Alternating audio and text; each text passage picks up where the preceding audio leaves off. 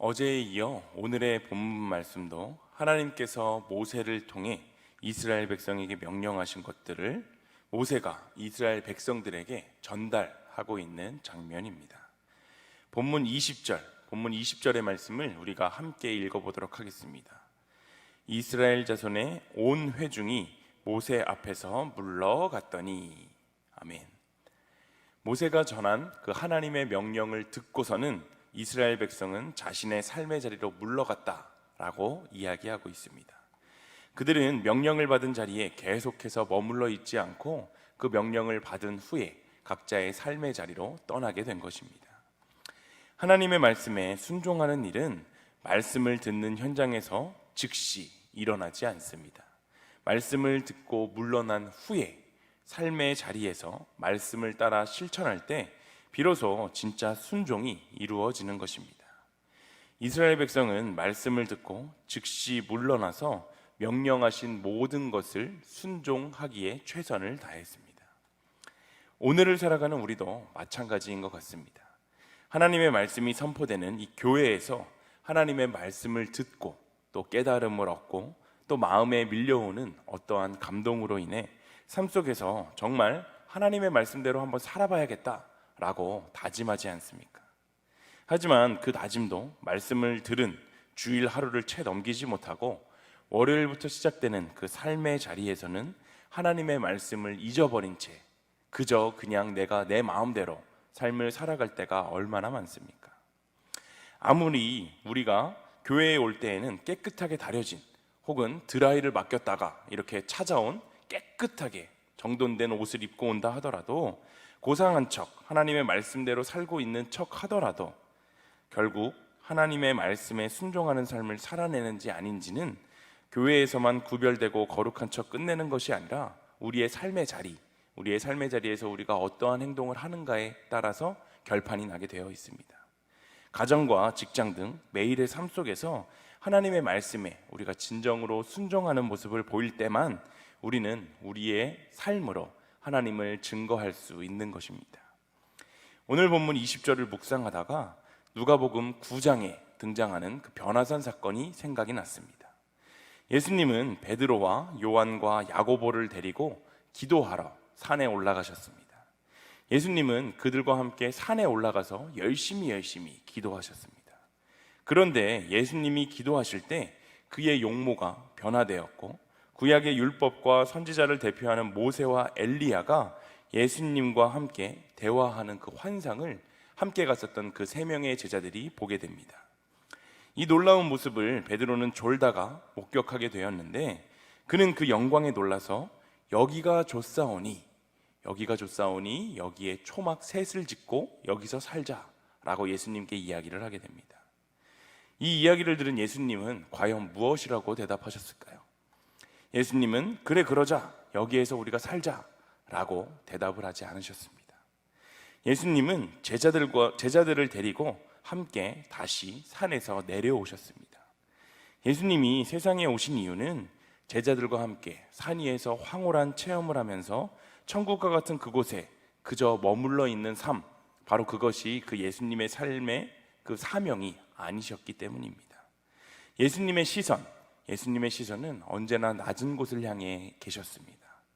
언제나 아래로 향한 그 시선은 어려운 자, 또 가난한 자, 억눌린 자, 또 병든 자들에게 향했고 그들의 필요를 채워주시며 그들을 고치시며 하나님 나라의 복음을 열심히 전하셨습니다. 분명한 것은 기독교 신앙은 산 위에서 베드로와 야고보와 요한이 경험한 것과 같이 예수님을 만나서 기뻐하고 감격하는 종교입니다. 그러나 우리가 반드시 기억해야 하는 것은 진정한 기독교 신앙은 산 위에 머물러 있는 신앙이 아니라 산 아래로 내려오는 신앙이라는 것입니다. 이 땅에 오신 우리 예수님은 산을 내려와서 십자가의 길로 향하는, 십자가의 길을 묵묵히 걸어가는 신앙이셨습니다. 아무런 죄가 없으시고 삶의 자리에서 언제나 하나님이 부어주시는 능력으로 하나님 나라를 선포하셨던 우리 예수님은 하나님이 우리와 약속하신 그 영광을 위해 가장 치욕적인 길, 가장 부끄러운 길, 가장 두려운 길, 바로 십자가에 달려 죽음에 이르는 그 길로 묵묵히 걸어가셨습니다. 그리스도인이 된다는 것은 무엇을 뜻하는 것일까요?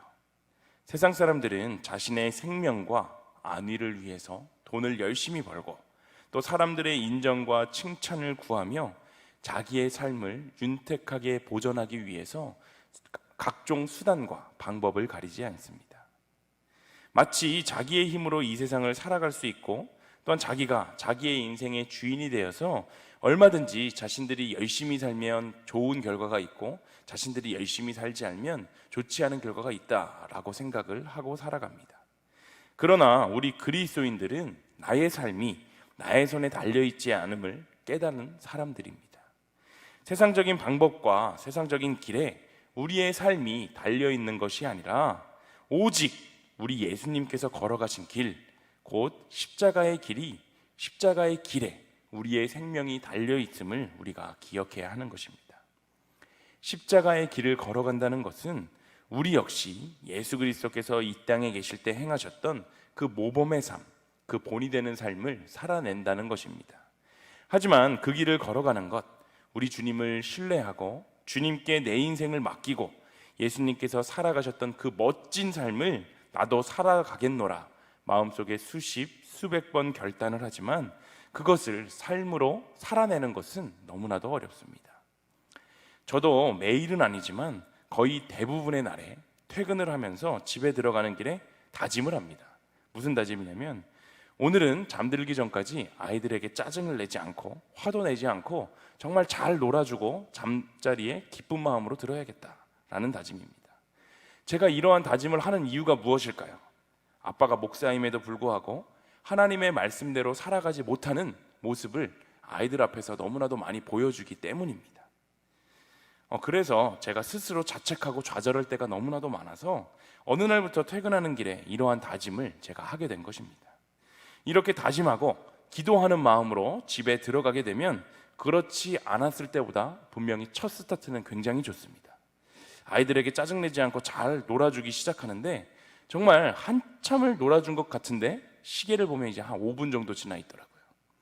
30분이 지나고 1시간이 지나고 시간이 계속해서 지나가다 보면 저의 다짐과 기도하던 마음은 어느새 다 물거품이 되어 있고 아이들에게 소리 지르고 또 아이들 앞에서 한숨을 푹푹 쉬는 제 자신을 발견하게 됩니다.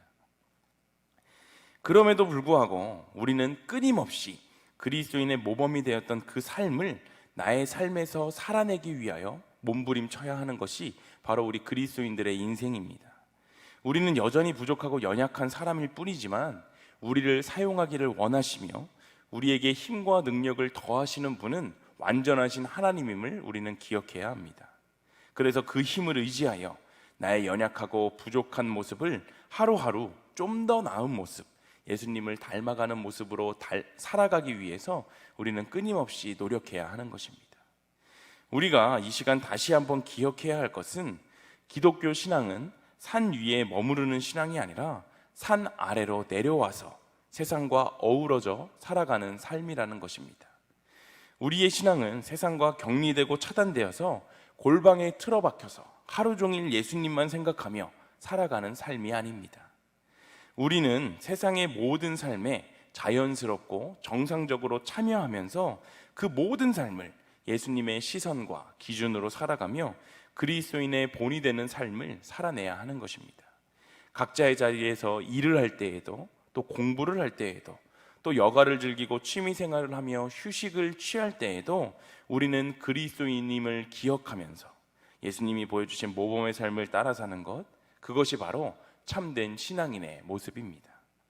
우리 모두가 일상의 삶 속에서 예수님과 동행하며 예수님을 주인으로 모시고 사는 진정한 그리스도인이 다 되시기를 소망합니다.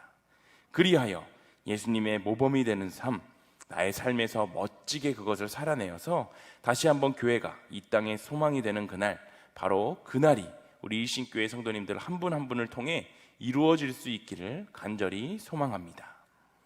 본문 22절을 우리가 함께 읽어보겠습니다. 곧 마음에 원하는 남녀가 와서 팔찌와 귀고리와 가락지와 목걸이와 여러 가지 금품을 가져다가 사람마다 여호와께 금 예물을 드렸으며. 아멘. 본문은 마음에 원하는 남녀가 팔찌와 귀걸이와 가락지와 목걸이 등 여러 가지 금품을 하나님께 예물로 드렸다라고 말하고 있습니다. 예나 지금이나 금은 사람들에게 귀하고 가치 있는 것이어서 오늘날에도 많은 사람들은 금을 이용해서 투자를 해서 자신의 재산을 늘리기도 하고, 또 금으로 몸을 치장해서 자기의 부를 과시하기도 합니다. 그런데 이스라엘 백성들은 하나님의 마음에, 하나님께서 주시는 마음으로 그 마음에 감동을 받았을 때 이처럼 귀한 금을 하나님께 아낌없이 바쳤다라고 이야기합니다. 그것은 하나님의 성막을 아름답게 짓는 일이 무엇보다도 소중하고 가치 있는 일인 줄을 깨달았기 때문입니다. 하나님에게 가장 최우선의 가치를 두는 사람은 자기가 가진 것 중에 제일 귀하고 소중한 것을 하나님께 아낌없이 드릴 수가 있습니다. 이러한 삶을 살아낸 성경에 등장하는 대표적 인물이 바로 예수님께 향유를 부었던 그 마리아입니다.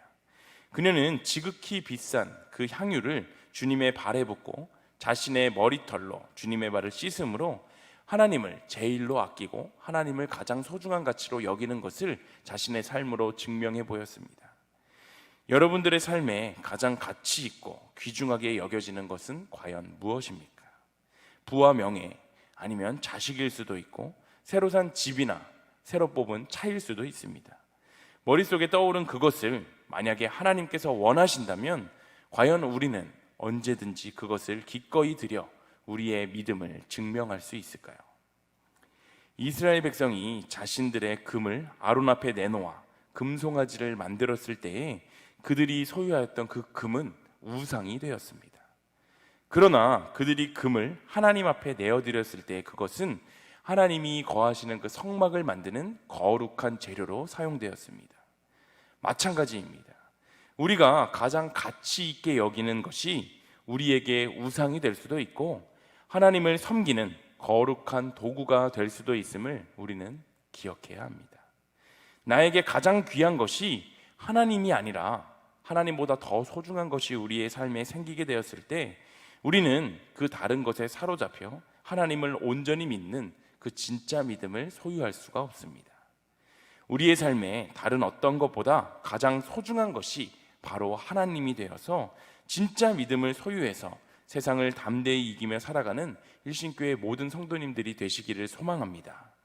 특별히 본문 27절과 28절을 보면 이스라엘 모든 족장은 일반 백성들보다 더욱 값진 물건들을 하나님 앞에서 바쳤다라고 말하고 있습니다.